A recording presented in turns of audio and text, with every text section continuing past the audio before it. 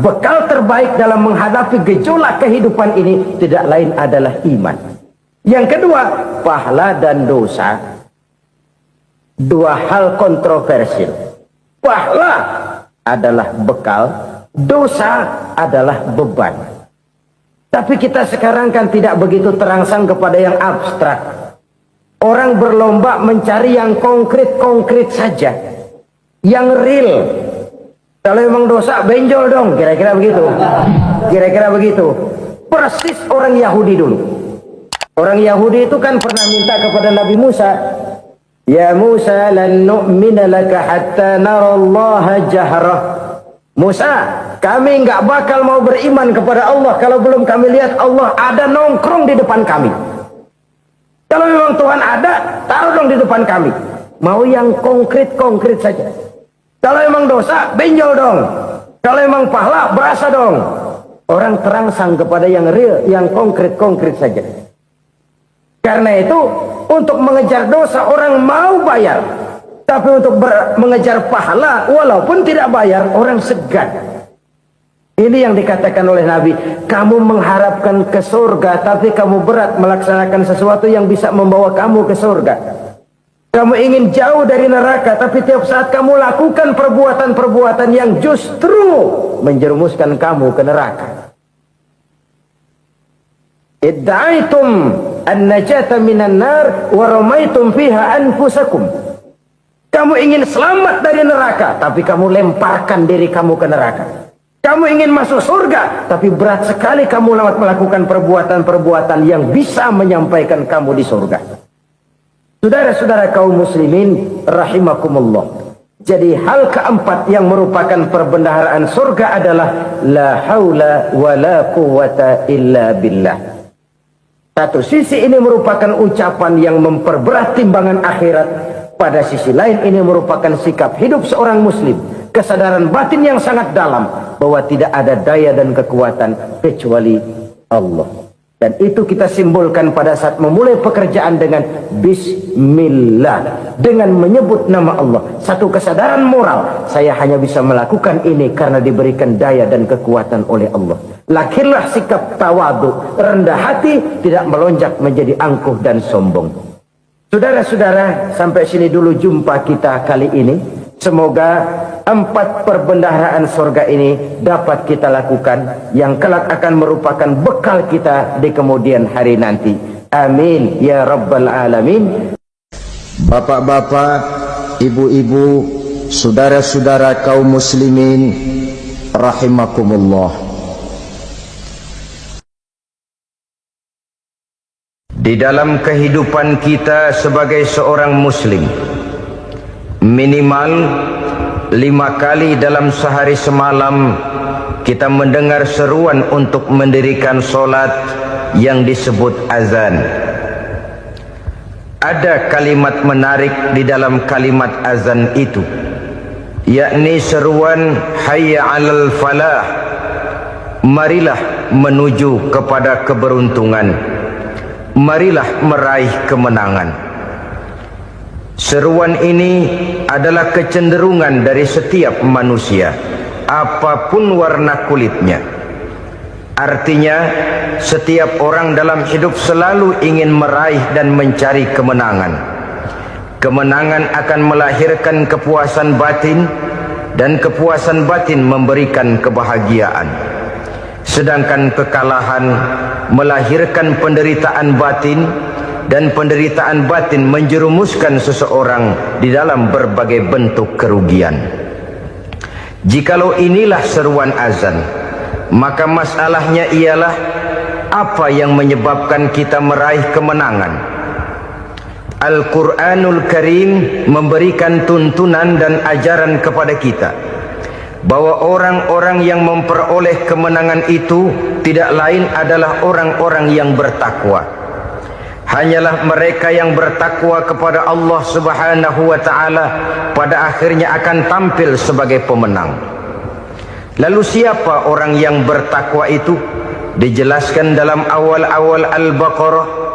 Orang yang bertakwa yang akan meraih kemenangan, pertama, allazina yu'minuna bil ghaib, yaitu orang-orang yang beriman kepada yang gaib, percaya bahwa ada alam yang gaib, alam yang abstrak, alam yang tidak bisa dijangkau oleh salah satu daripada panca indera kita. Mereka percaya dan beriman kepada adanya malaikat, beriman kepada adanya iblis dan jin, beriman kepada adanya alam kubur, beriman kepada adanya alam mahsyar, beriman kepada adanya alam akhirat, beriman kepada adanya sorga dan neraka. Beriman bukan cuma sekedar beriman dalam ucapan bibir saja, tetapi beriman yang nilai iman itu mampu mewarnai gerak dan gaya hidupnya. Iman yang meresap sampai ke tulang sumsum, kemudian memberikan dampak positif di dalam kehidupan manusia. Alam, kita tahu, adalah sesuatu yang selain Allah, dan Allah bukanlah alam. Apapun namanya selain daripada Allah, itu adalah alam. Alam pada hakikatnya terbagi menjadi dua. Ada alam syahadah, alam nyata, alam konkret, alam yang bisa dijangkau oleh salah satu indera kita. Kemudian ada alam ghaib, alam yang tidak bisa dijangkau oleh panca indera kita, alam metafisika, alam abstrak, alam yang wajib kita imani keberadaannya. Kita percaya bahwa malaikat itu ada, kita percaya kepada jin, bahwa jin itu ada, kita percaya kepada adanya iblis dan setan. Bukan percaya kepada iblis dan setannya, percaya bahwa iblis dan setan itu ada. Itu termasuk salah satu daripada sifat orang yang bertakwa kepada Allah. Saudara-saudara kaum muslimin rahimakumullah, kecenderungan pembangunan yang lebih bersifat materialistis biasanya menggeser aspek kehidupan rohani. Orang berpikir empiri, dan dalam pola pikir yang demikian maka alam gaib tidak lagi mendapat perhatian. Aspek kehidupan yang bersifat rohaniah malah mulai ditinggalkan. Akibatnya terjadilah kepincangan di dalam kehidupan kita. Pernah ada satu pengalaman pribadi dalam perjalanan kembali ke tanah air. Dalam pesawat di sebelah kanan saya duduklah seorang Jerman namanya Heiner Simonsen. Iseng saya ajak kenalan, saya ajak ngobrol, saya tanya dia. Saya bilang, Mas Heiner ini,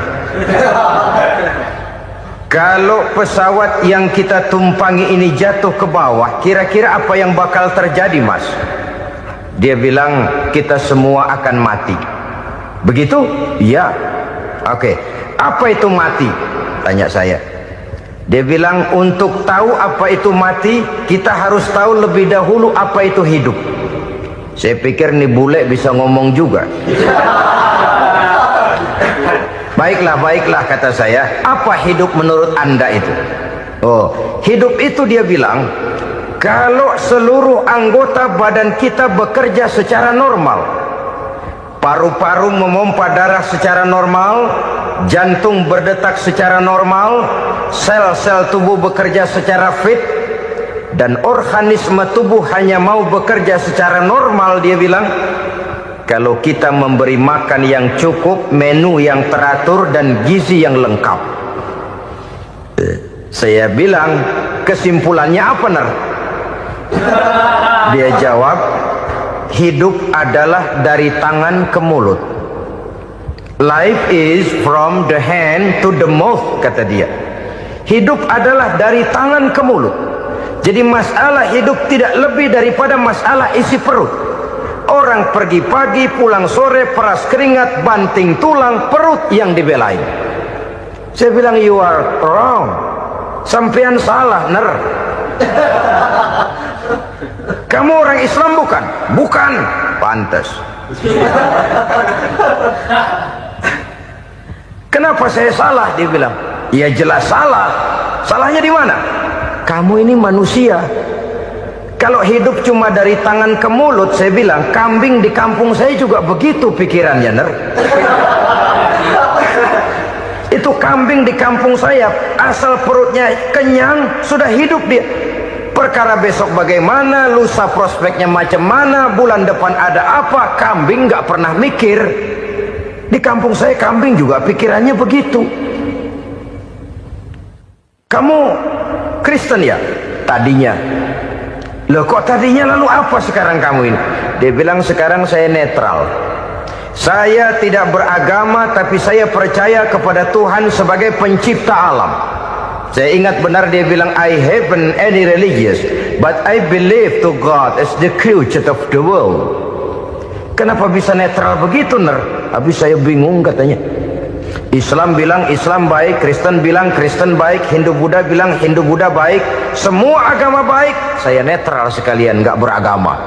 Yang penting saya percaya kepada Tuhan. Saya bilang, Ner, kamu ini kayak orang mau beli celana, lalu bingung.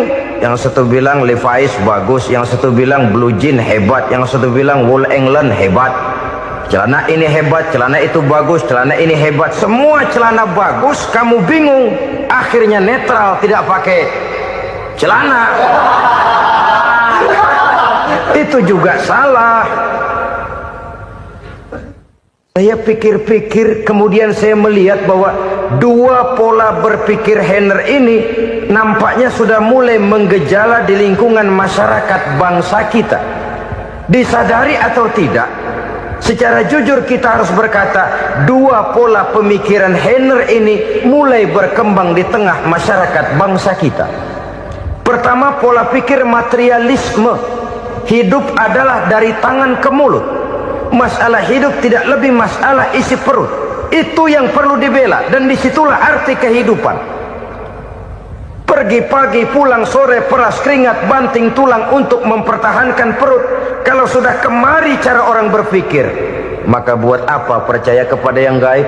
Untuk apa sholat? Untuk apa puasa? Untuk apa zakat? Untuk apa menghadiri majelis taklim?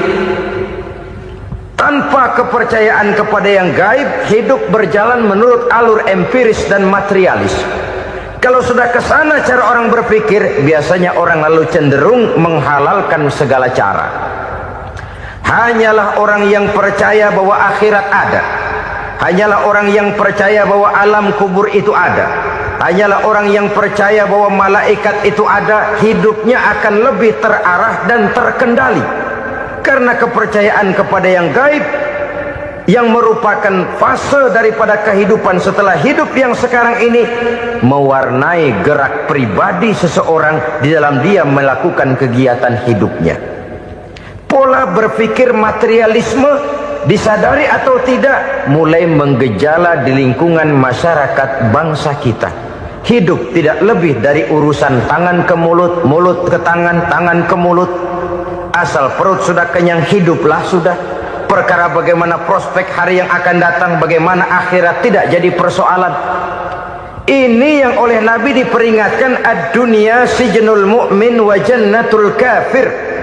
Dunia adalah penjara bagi orang beriman dan surga bagi orang kafir. Dulu di zaman Belanda hadis ini pernah disalah tafsirkan, disalah artikan, digunakan sebagai senjata untuk mengkebiri dan membuat impoten umat Islam. Sudahlah umat Islam gak usah macam-macam, kata Belanda. Dunia ini kan penjara buat orang Islam, surga buat orang kafir. Di penjara jangan bertingkah.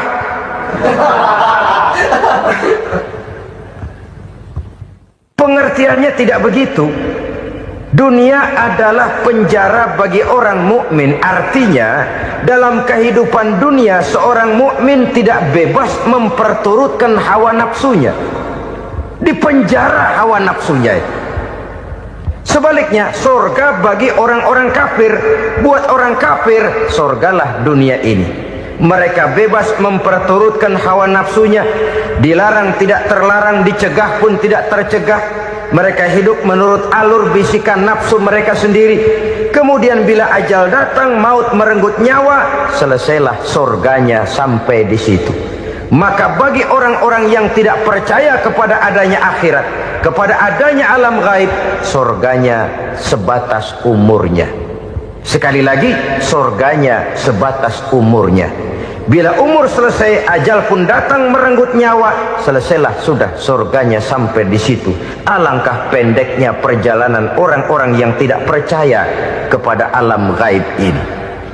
Bagi kita mukmin, jikalau kita mampu memenjarakan hawa nafsu, kita bisa bahagia di dunia ini. Dan Islam memang tidak menyuruh kita sengsara di dunia.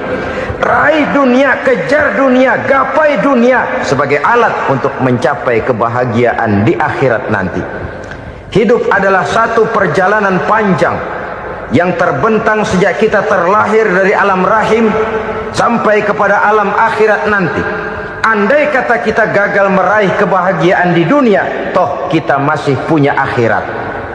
Tapi jangan jadi dalil yang melemahkan semangat.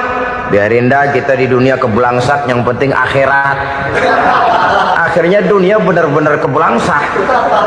Bagaimana dunia ini bisa kita raih, dan bagaimana meraih dunia untuk menunjang kepentingan akhirat nanti. Yang kedua, dari pikiran Heiner yang saya lihat menggejala di lingkungan masyarakat bangsa kita, timbulnya manusia-manusia netral. Seolah-olah Tuhan yes, agama no. Sama Tuhan percaya, agama ogah. Tuhan ngangguk, giliran agama godeng.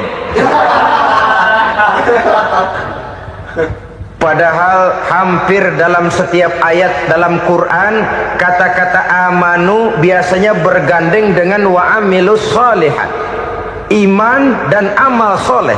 Ini sebagai isyarat Tuhan dan agama jangan pernah dipisah-pisah. Apabila kita bertuhan, maka kita harus beragama. Apabila kita beragama, maka agama itu harus bersumberkan dari Tuhan yang kita imani itu. Tidak mungkin kita pisah, Tuhan yes, agama no. Sama Tuhan percaya tapi agama bikin sendiri. Sembayangnya cukup bengong 2 jam madep ngulon.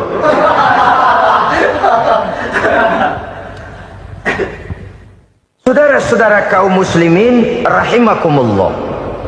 Jadi dengan demikian, agama yang kita akui merupakan unsur mutlak di dalam pembangunan sekarang ini, merupakan bagian dari kehidupan yang menuntun kita bahwa di balik alam nyata ini, di balik alam syahadah ini ada alam gaib. Dan mudabbir, murabbi, yang mengatur, yang menguasai, yang memelihara baik dia alam nyata, baik dia alam gaib, tidak lain adalah Allah Subhanahu wa ta'ala. Di sana ada satu super power, satu maha kekuatan yang kita perlu bersandar kepadanya. Sebagai makhluk nyata yang hidup di alam nyata, berbuatlah secara nyata sebagaimana harusnya kita berbuat. Karena Islam jelas bukan agamanya orang pemalas. Islam jelas bukan agamanya orang yang mengajarkan setelah selesai sholat boleh duduk, nggelenggem ayam-ayam, ndelohom, menghitung bintang di langit sambil menunggu keajaiban. Tidak. Islam adalah agama yang mengajarkan apabila sholat sudah selesai kamu kerjakan, bertebaranlah di permukaan bumi, cari karunia Tuhanmu. Jangan hidup berpangku tangan menunggu keajaiban, karena hidup bukan undian. Jangan berharap untung besar tanpa mau peras keringat. Tapi di sebalik itu toh kita juga harus yakin bahwa di sisi usaha nyata yang kita lakukan ada satu super power, satu maha kekuatan gaib yang menentukan berhasil dan tidaknya usaha kita. Kepercayaan kepada hal semacam inilah yang mendorong kita untuk mempunyai sandaran vertikal, agar jikalau usaha ini berhasil, kita tidak lupa diri dan lupa daratan.